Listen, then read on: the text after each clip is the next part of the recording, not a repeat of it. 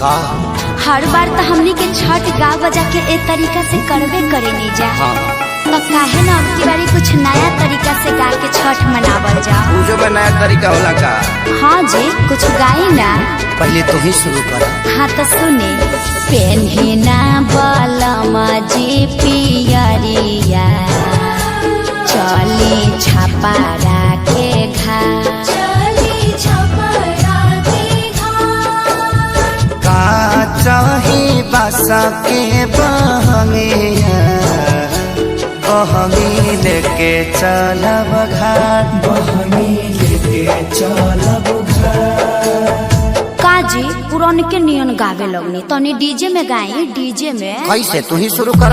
है से पेन्हिना बलमा जी पियरिया, ए जी पेन्हिना बलमा जी पियरिया, चली छपारा के घाट, चली छपारा के घाट, का चाही बासा के बहंगिया, बहंगी लेके चलब घाट, बहंगी लेके चलब घाट।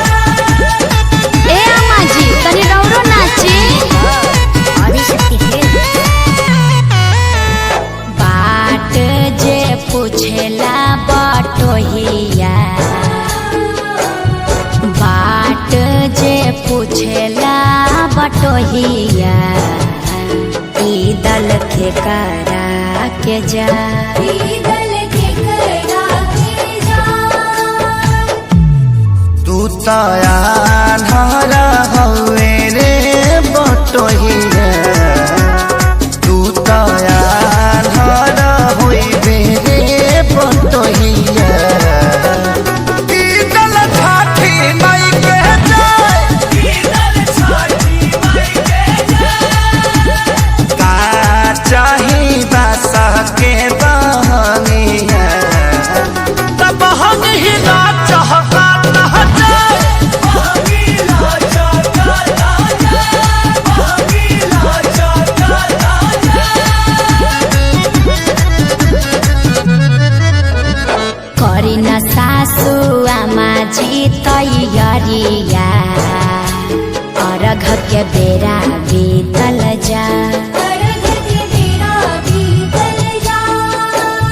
पेन्ही नारी सबके पापा पियरिया, दौरा घाटे पहुँचा,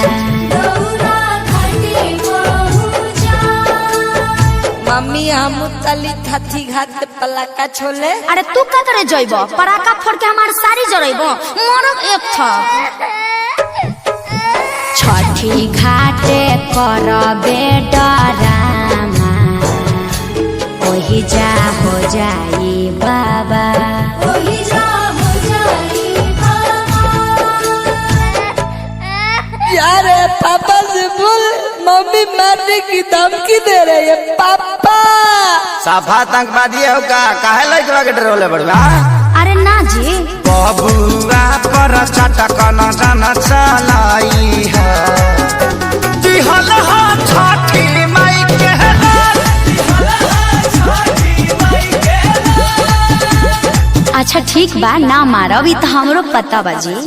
खीर पावन ह छठी मैया, खुश रहो नैहर ससुराल, खुश रहो आंगना दुआर, खेसारी पवन बने रही प्यार।